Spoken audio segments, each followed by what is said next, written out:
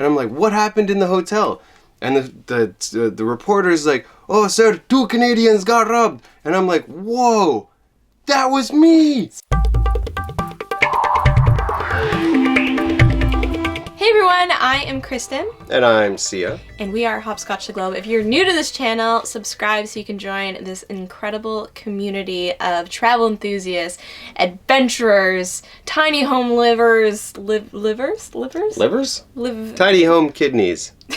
Tiny home living people like us. And if you are subscribed, don't forget to hit that notification button so you don't miss out on any upcoming videos. In this video, we are going to be talking about the time that we were robbed in India. Yeah, this was pre-YouTube. This was before we started filming everything, so there's no footage of this. But there are very vivid memories of what happened in Calcutta, India. And before we really get into this, I just want to say that India is my favorite country, India and Canada. I absolutely love India. It's a very special place to me. It's one of those places I know I'm going to visit over and over again throughout my life.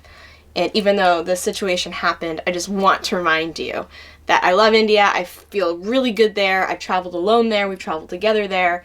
This is just a situation that can really happen anywhere. And hopefully you guys will learn from this and, hopefully avoid any situations that might happen to you in the future. And definitely stay until the end of the story, because there's a big climax that you will not want to miss. I had been traveling in India for 3 months before, by myself, before meeting up with Sia in Thailand. And then we traveled around Southeast Asia for a bit. But during that time, I had been talking about how I absolutely loved India so much. Yeah, non-stop. Like, I kept hearing about India and India changed my life, India, this, that, the food, the culture. I'm like, okay, let's just go. Let's just pack up our bags and go to India. So we did. Yeah, and we landed in Calcutta, and city was crazy, just like cows and people and motorbikes and like kids and adults and like herds of kids walking together with no adults. I'm like, what's going on in this place? And we found a hotel with like a locked gate. Everything was safe in the hotel, so that's why you pay money. You pay to stay in a hotel to be safe. And comfortable. Little did we know that it wasn't the best decision. When we got to the hotel, we took a look at the room that we were going to stay in before saying, yeah, we'll stay here. Everything looked good. It looked clean. It looked comfortable. And the guy that was showing us the room said that he could give us a discount.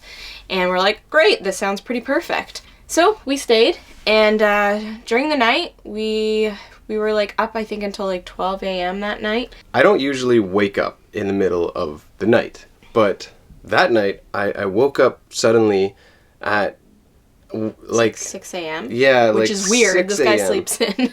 And I woke up and I was like, what time is it? And I went to go like find this little MP3 player that I had, and I couldn't find it.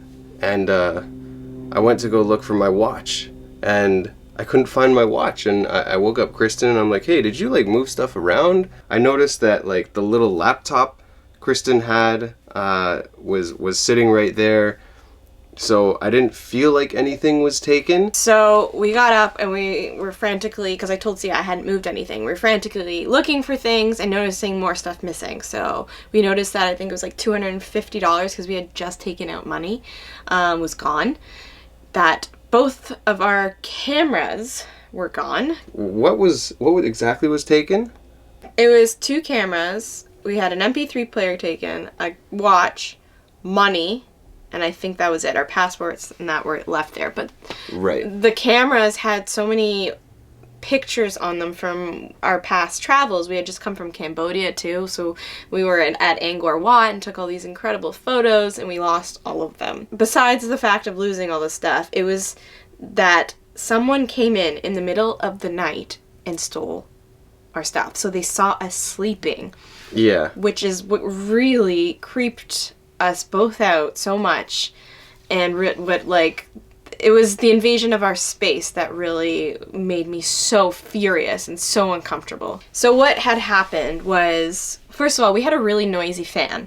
So as we pieced all these things together, like it all it all came together to let us know that we had been set up by the hotel. Yeah. So we had a very noisy fan.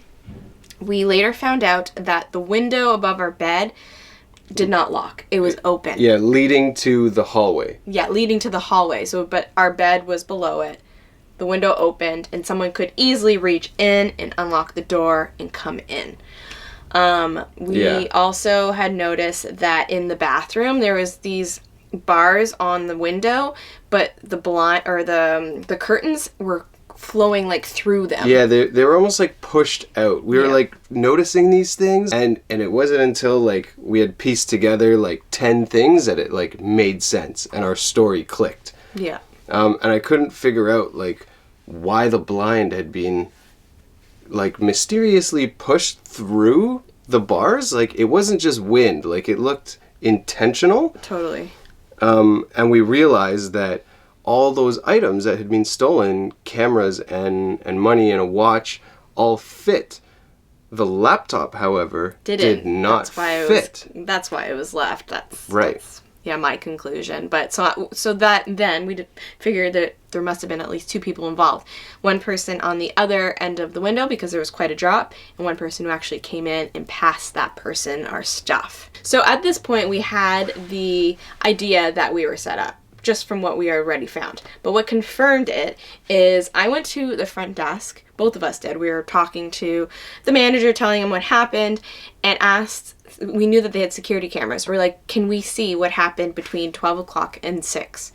And conveniently, the power went out during that time, so the security cameras had turned off. Yeah, the power only to the security cameras had mysteriously gone off. The manager assured us no one came in or out of the hotel at night. They can't because it's locked. And we're like, okay, that makes sense. So then it's obviously someone in the hotel already. That's when I went nuts. Like, I did, like, I turned into a different version of myself. It was a defense mode, and I started knocking on every person's door. Keep in mind, this is early in the morning. Every other person's door in the hotel, and as soon as they opened their door, I barged into their room and started going through their stuff, looking for our things. Yeah, she became like Demon Kristen. I did. So the manager said, no, it was nobody in the hotel that took your stuff. And I'm like, so you're telling me that no one came in or out of the hotel, and it was no one in the hotel? I'm like, this doesn't make sense. It's got to be someone in or somebody out. There are no other possibilities. And the hotel manager started to blame us. Yeah. He told us that we had lost our stuff on the street and that we were trying to give his hotel a bad name. By the way, this is day 1 in India. For him. For me. Like, after I had just talked it up. Yeah. And I'm like, okay, let's finally go. So we go, first night, boom, robbed. My first morning in India, I wake up, all this stuff happens, and I'm like, I need to go to the police station. I don't know where the heck the police station is in Calcutta. This is pre-smartphone. Like, I didn't have a map. I didn't have anything. I was wandering around the streets asking whoever if there was a police station. And eventually, like, luckily only a kilometer away, I found a police station. Just navigating the streets of Calcutta trying to find this was like a whole other story and adventure in itself.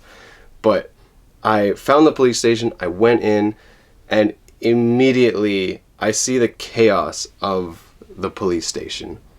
Some people are like sitting around drinking coffee or chai and like not giving a shit. Other people are frantically running around. There's like a mother and her daughter crying in the corner. And I immediately think, like, what the hell am I doing? Then I see this huge, like, monster cop, like, poof, poof, like The Rock, like, just come in. And I'm like, yes, that is the guy I want to talk to. That's the guy who's going to, like, bust some skulls for me. So I go up to him and I tell him, like, I got robbed. I need your help. He's like, okay, sir, 1 second. And he turns around the corner and I'm like, yes. And this, like, dorky little cop comes around the corner with like glasses and like scrawny, never worked out a day in his life. He's like, hello sir, how may I help you? And I'm like, oh, damn it, like I wanted The Rock. He sat down, he listened to me intently, he took a lot of notes, and I'm like, cool, this guy's actually listening. Maybe it wasn't like a total waste of time.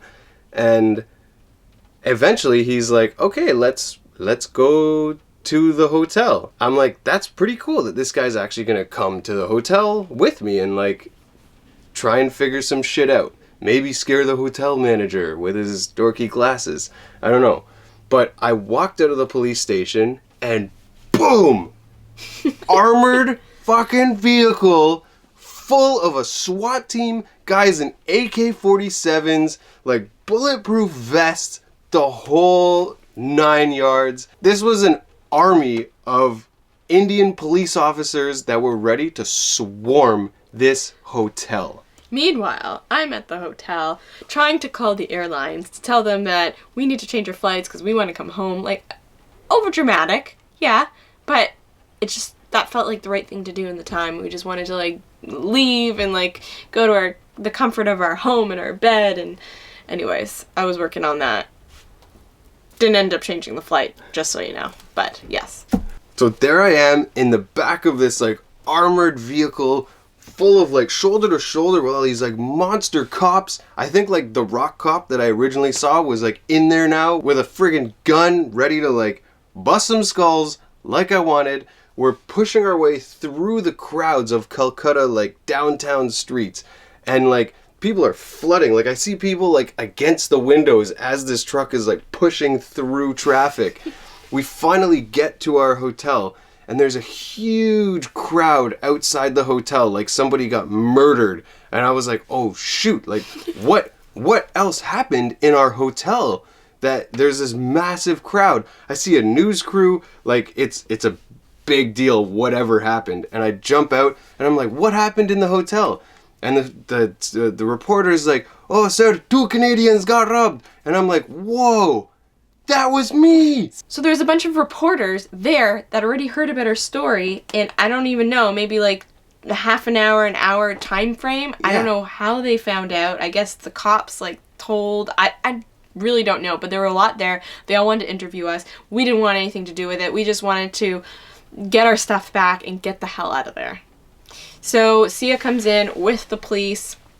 They started like asking questions to the manager and the staff that work there. In the meantime, the manager and the staff are telling us that we are ruining their lives and they're ruining their business. Like, again, putting the blame on us. It was our fault. It was really nice to know that we were being taken care of, and the situation was being taken care of seriously by the tourist police. Like, they wanted to help us and they wanted to get to the bottom of this, and they did everything in their power to help us. They went over, like, they went into our room, they looked at the window that like didn't lock. They just investigated. Yeah, they took fingerprints of like the staff there. Mm-hmm. and there are 2 different types of police in a lot of countries. There are the regular police that handle like local issues, and there's the tourist police that only focus on tourism. Because tourism brings in a lot of money for these countries. They want to make sure that tourists are kept safe and kept happy. So they took this very seriously. Thank you to the police department in seriously. Calcutta for like helping us out. In the end, we did not get our stuff back. And even though we didn't get our stuff back, the fact that we were taken seriously and the situation was taken seriously by the police made us feel okay with how everything turned out. It really goes back to, again, being like having someone in our room at night and seeing us sleep. That really affected us the most. I couldn't sleep for like a week after that. Yeah. But it also made us better travelers. When we go into a new hotel room or hostel room, we try to break into our room. So we go to the windows and we lock everything, and then the other person tries to get in, like opening the windows, opening the door.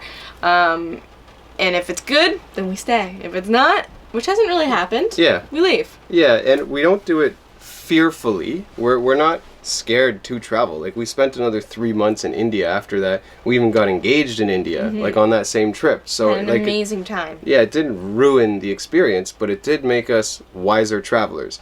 And what I hope you guys get from this video is that you can learn from this instead of experiencing it for yourself. Just learn through our mishaps and apply this to your future travels. I hope that the stuff that was stolen, I mean, we've told ourselves this, that like maybe somebody really needed it. They needed the money. Maybe they had a family member who needed medicine for something, and our staff paid for that. That's what we told ourselves from day one, that we really hope that is what happened to our Right. stuff, that it, like, there was good that came out of it. Now, on the flip side, after this situation of getting robbed, another situation happened that restored my faith in humanity, if you want to say.